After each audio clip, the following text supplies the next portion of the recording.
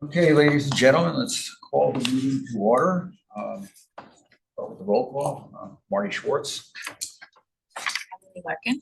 Nina Chanana. Katrina Couch. George James, Recording Secretary. Julie DeMarco. And Bernie Lynch.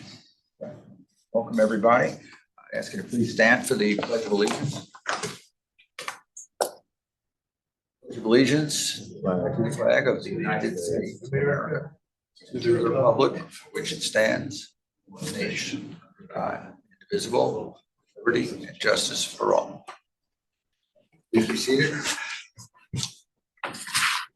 Very pleased to have with us Emily Larkin, who is our new Youth Services Social Worker. So welcome to the Services Commission. Wonderful to have you here. I'm excited to hear all about what you're doing and what you're planning to do. Okay, so take it away, Emily. All right, I'll dive right in. I brought some notes to keep me on track so this doesn't turn into like a riff session. But I'm so happy to be here. Thank you for letting me join the meeting today. And I thought to start, I would just take a few minutes to share a little bit about who I am and my background, how we're kind of building this youth services department, and what I've been up to these last 6 weeks in the role, and what some of the findings are as we dive into this needs assessment, learning about the landscape of youth and families in Fairfield. So to start professionally, I have over 15 years of experience with youth and families in a lot of different settings. I started out in residential treatment care program in Vermont for 5 years. And then I've spent the last 10 years working on large state and federal grants addressing youth mental health and youth substance use in Darien. Specifically, I got to work with Nina, who is our evaluator. It's a very small world. And then I've also worked in school settings and youth centers. So I am really passionate about serving youth and families and communities. So really excited to be here. Over the first few weeks in this role, my focus has been completing a youth community needs assessment to really have a strong understanding of the landscape. What are the areas of strength, the areas of concern, subpopulations we should be concerned about, and exploring how to support gaps in services. So we're trying to cover the whole gamut. And I have about, the goal is to have about 40 interviews with key informants focused on the youth space. So far we've met with about 25 leaders in public and private schools, clergy, youth serving organizations like Wakeman and the YMCA. We had a great parent focus group yesterday, and we've met with lots of providers and agencies and individuals providing clinical services to youth. So a nice broad cross section. And so you might be wondering, what have you learned so far? And so while this is still very wet cement, I thought, let me share just 3 takeaways for you. And then we can dive into the rest of the meeting. So here's the first thing that I've learned, these 25 interviews, Steve, is Fairfield is a resource-rich community that cares deeply about its youth. That's not a shock to anyone in this room. But it's been amazing to meet with so many different kinds of organizations, each with their own kind of unique setup and mission and resources, who are providing spaces where students can learn, they can grow, they can give back in meaningful ways. And a lot of the organizations have shared they're a space where students get to just be. They don't have to perform. They don't have to meet certain expectations. There's no pressure. They just get to connect with peers and with caring adults in a low stress environment. And that's a really meaningful offering too. And many of these organizations are looking for better access to training, support, consultation, and they're not sure where to look or where to find it. So just 3 examples in my first few weeks here. Our head of school nursing, Sarah Payne, shared that she wants her whole team of nurses in the public school system to receive more trauma-informed training and care. So when students are coming in having a panic attack, for example, they know exactly what to do and what the next steps are. Wakeman shared with me that they have a need for more specialized training supporting students on the autism spectrum. That's a gap they're feeling. And Black Rock Church shared, their middle school and high school pastor shared, an ongoing point of confusion is around DCF reporting. When do they report? When do they not report? And they have 50 volunteer leaders that are asking them for advice in this area. So they needed a contact at DCF who could provide organization-wide training. And so all of these are just 3 examples, but are really exciting opportunities for youth services to step in and be a bridge to resources, to consultations, to trainings, to introductions that can support the people working on the ground with youth every day. So that feels like an exciting capacity building opportunity. Right. So that's number 1. Number 2 is the theme of parent support. So students report in our wonderful Fairfield Cares data feeling high degrees of love and support at home, which is amazing, huge protective factor. what we hear from parents so far in focus groups and conversations is they feel so stretched thin and like they're drowning. One mom said yesterday in the focus group, my children are facing challenges I never faced as a child. I need so much support navigating these new unprecedented issues. And so parents want support in education, but only if it's offered in a manageable, accessible way that fits their schedules, right? The evergreen challenge. And so as youth services, we want to work with community partners to create a parent support strategy that meets families where they are. And we're seeing a need kind of across Fairfield for better coordination, collaboration, communication across programs aimed at educating families. We've heard families sometimes don't know what's available, or sometimes they realize, oh, there were 3 events this week around the same topic that different partners are providing. So there's a real opportunity here to strengthen collaboration and to build strong, consistent communication channels. And a quick anecdote from my last few weeks is I had a great meeting with Rachel Chapa, who's the director of communications for the Fairfield Public School District. And when I shared with her, one of her goals for Fairfield Youth Services is enhancing collaboration and coordination. She said, I would like to help you. Please let me join your team. I will do whatever you need. This is so important to me. So to have someone who has that level of enthusiasm and is in her position with the district is a really exciting partnership. And I think we can build, there's a lot to build in that area. So that's number 2, parent support. 3 is support for schools. So I've met at this point with almost every single private school and public school. We've got a few that we're still tracking down. And my takeaway from all of those meetings is we have incredible dedicated teams supporting our youth in all of these different settings. And when I've asked these different school administrators, counselors, leaders, if you had a magic wand and you could change one thing about your setup, what would you do? Many of them have said we would figure out a way to triage referrals for students that need care outside of our school system, whether public or private, and we don't have enough time in the day to figure that out. And so just in the first few weeks, almost by accident, we've had the opportunity as youth services to triage a few referrals from public and private schools. And it's been amazing, the gratitude that's come back to us as we help figure out whether it's an intensive in-home program or an outpatient therapy that takes the right insurance. There's been a really exciting collaboration emerging with these different schools who need that support and are thrilled to be able to receive it. So we're hoping in the spring to pilot a new program with Fairfield Public Schools to kind of test more thoroughly, like what these pathways look like, how we can best support, how we can make it as strategic and efficient as possible. So that is my attempt at a three takeaways so far. Yeah. And I'm really excited to be here. And I think there's such exciting things that we can build together. So thank you for having me today. Can you talk a little bit about what you learned from the schools about the age groups and the services? Yes. So my background is primarily with middle school and high school students. And my assumption coming in is that would be where we see the greatest areas of need. Those are the pain points for administrators.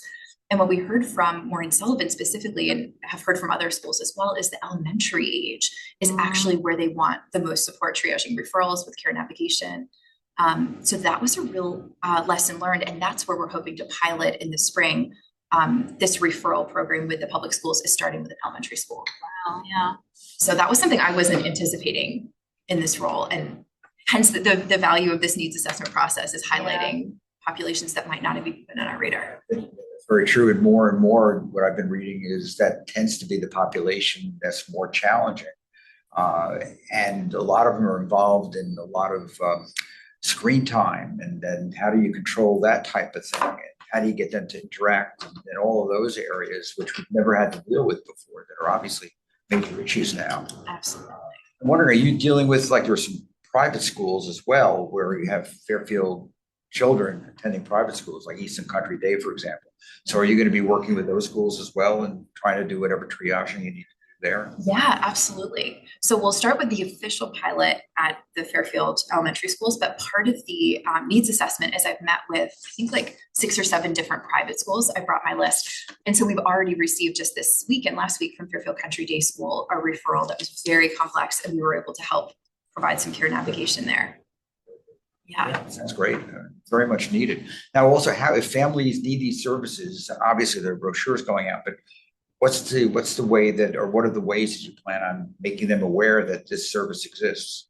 I think that's a great question. And I don't think there's a strategy in place at this point, but I think that's something that as we kind of finalize the pilot, it'll mostly be advertising through like the school counselors, say it's Jennings Elementary School. Like we'll start through the public schools, but I think as it expands, we'll need more of a strategy for making people aware of it. That would be great.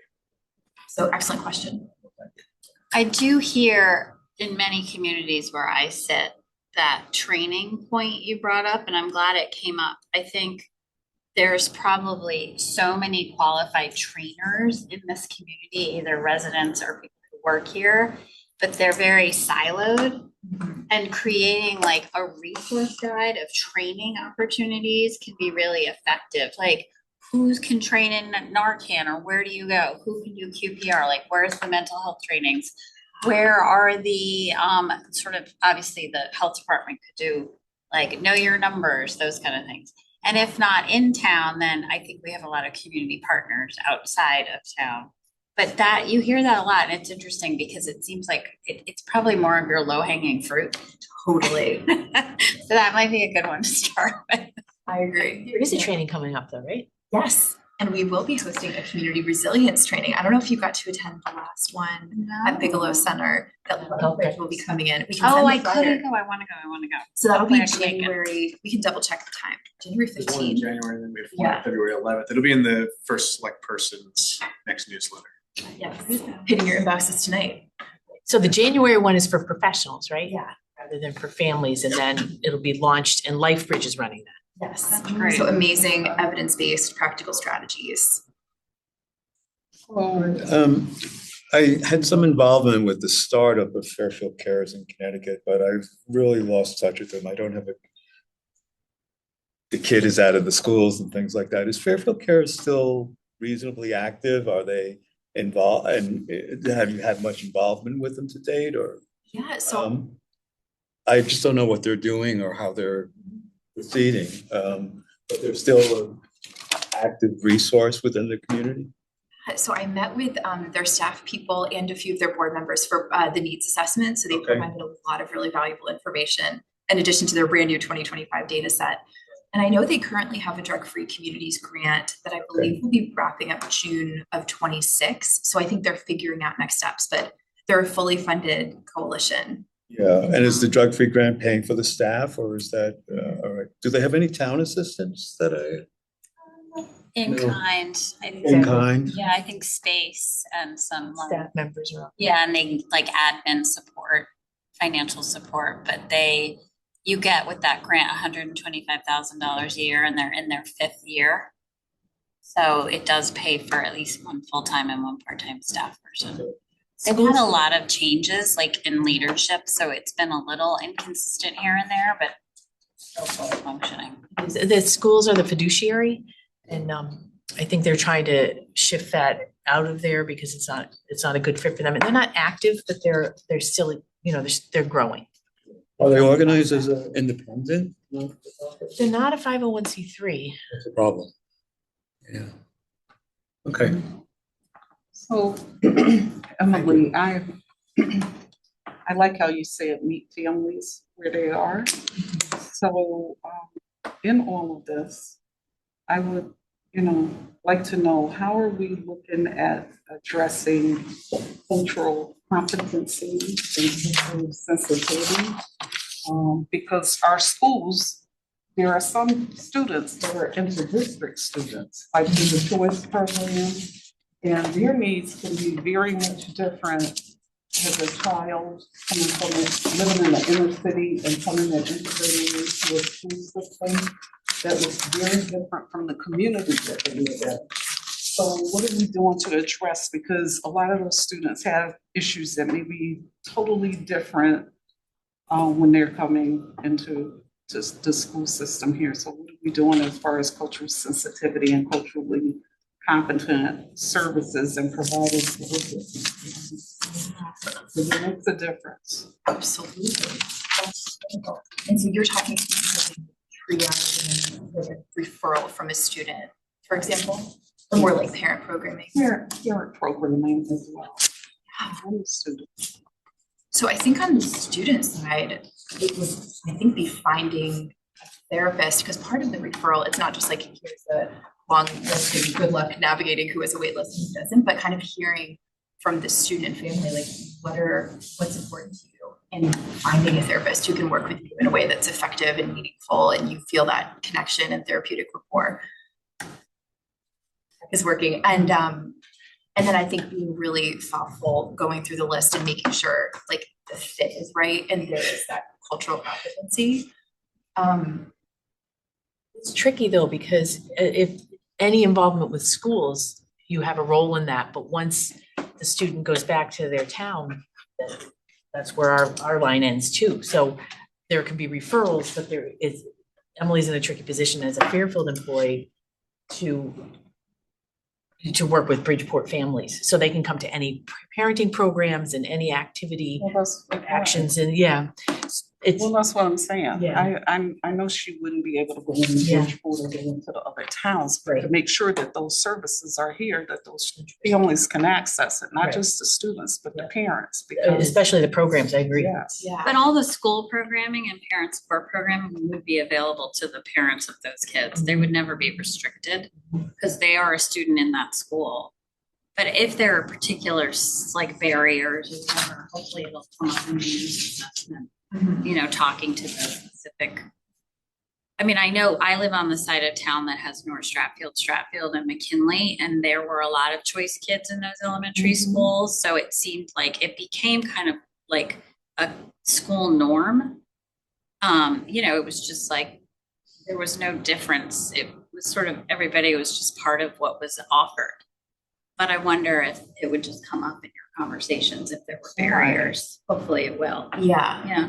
Well, I think like planning the content of the events, like that's always something that we want to be part of the conversation, and making sure that this is like content that is relevant and applies and is useful to everyone, regardless of where they're coming from.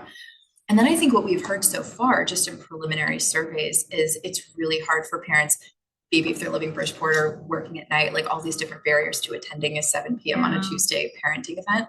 So what we've heard from parents so far is, please make this on Zoom, please save a recording, and please generate the top 10 list of takeaways. So even if I don't have 60 minutes to watch, you know, in rapt attention, this mental health, you know, program, I can take kind of the top line learnings and apply to my life. It's gotta be a person at Board of Ed who coordinates that program. That would be a great meeting to have. Yes, and I wasn't aware of that program until one of these needs assessment interviews, and someone explained it to me. And yeah, Okay. so that's Thank that's an important step. And I hear what you're saying, Nina, Yeah. it's the norm, but a lot Yeah. of times these kids get looked over. 100%. Oh, Okay. yeah. And I mean, I think the schools try to do their best, but yeah, obviously there's not a perfect system. I agree. Hopefully And I see it though. on the other side because I'm in the court, you know, I Yeah. monitor compliance for the juvenile court Right. on DCF cases. I don't work with DCF, I work with judicial. So oftentimes when kids come in and they're delinquents, that's a conversation like, you know, and some of them have been in the inter-district programs. like not what's just the from school Fairfield, but supporting, others, you know. Yeah. And so those needs are a little bit different. So having culturally competent and culturally sensitivity trainings is beneficial too. Absolutely. So those Great opportunity to create something. Yeah, put it in your training I know, I was just thinking, I'm like, we're gonna write a to-do list. Yeah, database. totally. Yeah, no, No, that's 100%. We talked about this, we just reinforced it. There are a lot of organizations outside of the town of Fairfield that are providing services through the greater Bridgeport area that are important services. And obviously, if those could all be coordinated, and families that live in Fairfield are better aware of what those services are and how they could access them, I think that would be really, really helpful. Absolutely. What was the, I forget what the name of it is. It just was passed last year. They're gonna turn that, off of Home Street, that building into it's gonna be like a special, Adaptive Recreation Center. thank you. Right. Like that, I think in my head right away when you said like training around the spectrum, like that, this new place, like offering stuff there would be really cool for like the general public. It's on our radar. Yeah. Sure. That's such a great fit. Great Any other questions? So happy to have you. I'm so happy to have you. I think I can speak for Guys are both. so So lucky. Such a, we're so delighted over here. So lucky. I'm happy to be here. That's great. And thank you for the great questions and great ideas. Absolutely, yeah. Thanks for spending your time with us. Yes, of course. 6 weeks in. Thank you. Thanks again, Emily. Welcome and congratulations. Thank you. We're so Okay, lucky. so we do not have a quorum, so I guess we're not going to be able to approve the October minutes. And sadly, we're not going to be able to vote new officers. Right. And, which means I'll be seeing you all on Zoom in January. Hopefully zooming from somewhere awesome. I am. I think it's also in Naples, Florida. Yeah. Oh, It's a good. Sort of a- You suffer. Warm today, yeah, but still. So, and again, we have the 2026 schedule. I don't know if informally, does anybody have any concerns about any of the things indicated here in the schedule?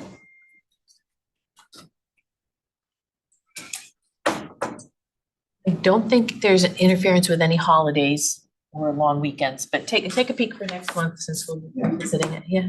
Okay, so we'll move ahead with approving the minutes, new leadership, 2026 schedule. But we do have the opportunity to hear from Nina.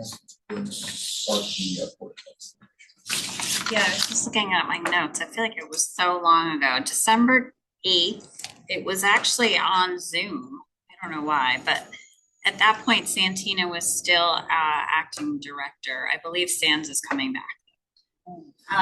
So QPR training had been done with the Fairfield University nurses. I believe 6 to 8 were trained. And they're trying to figure out a way to offer it to students at the university. They're thinking about doing something in May. Her big state report was done and submitted. Then they had on December 4th, the Safe Street Alliance e-bike panel that was a huge success. 50 people registered, but they think they had more people attend. Wow. So a huge turnout. They had police there, fire, someone from fire, ER, they had an ER doc, and they had students who spoke. I guess the students were really, I don't know if anybody was there, but supposedly the students were really impressive. I believe it's recorded. So they are gonna be able, I think you can access it, and they're gonna repeat this whole kind of event in the spring, since they did have such a good turnout. They're going to Fairfield U daycare to do a hand washing training. They did over a total of 1,240 flu vaccines, COVID vaccines, and they did some RSV, and they were able to do, I guess they lost the grant for this, but in lieu of that, they were still able to perform 22 homebound vaccine visits, which they were really pleased about. They had lost I think they had money to hire somebody to do that, and they'd lost that, and they still were able to do that. So that's pretty much it. Is there any concern about upcoming vaccines for the elderly? And They feel like they don't have a wait list or anything. They were able to like hit everybody that had called, any wait list they had. So they feel really good about it. I think they were able to get anybody who needed it. I guess it's always a balance every year of how much they order, how much a need is gonna be. But I think they feel like they had a very successful year. The only other thing, I think I mentioned this at the last meeting. I think I'd mentioned they had reached out to the university to find out about rentals. And Fairfield U had sent them a list of 39 houses that were being rented to Fairfield U students. So of those 39 that they had been sent, 19 responded, and they have to complete an application and kind of go through this process, and those were fine. So there are 20 that are still in progress. But a lot of those didn't respond. So they have to kind of figure out if they're legit, if there's actually someone there. One is officially like defined in an overcrowding situation. So they have to work with the town attorney and sort of sort all that out.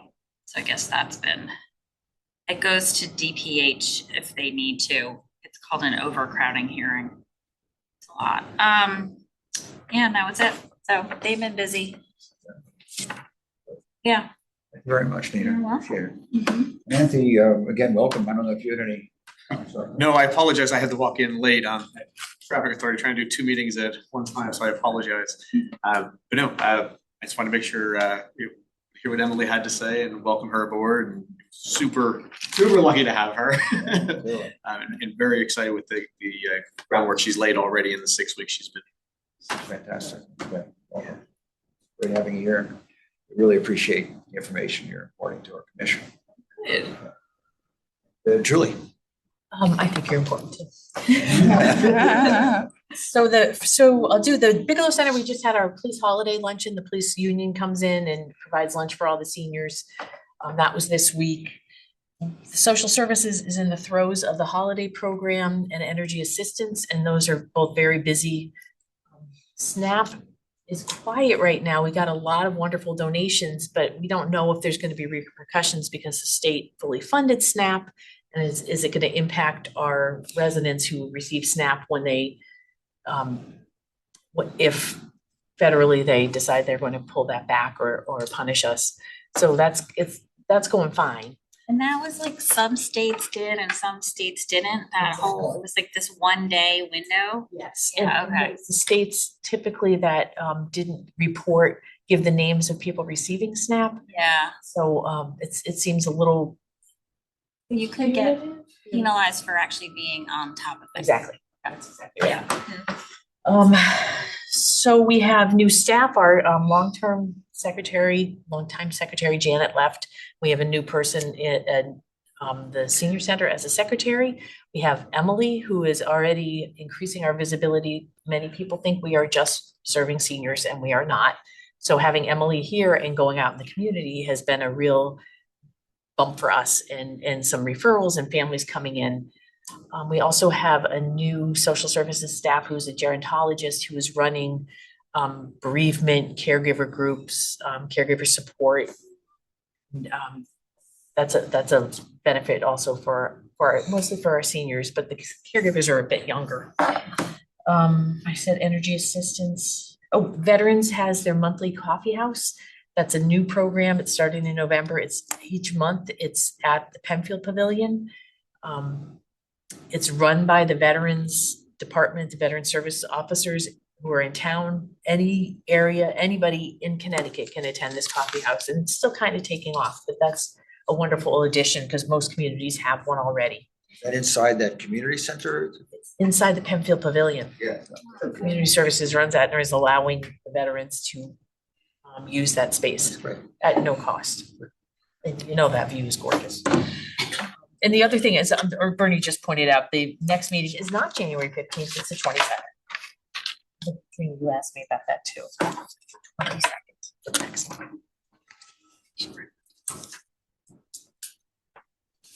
That's it. Anything else? We could adjourn. We can't, with no motion to adjourn. But I suppose with your willingness, we're all adjourned, and I hope you all have a wonderful Merry Christmas, Happy New Year. And at least 2026. Yeah, thanks. And we'll see you next month. Yeah. Thanks, everybody. Thank you.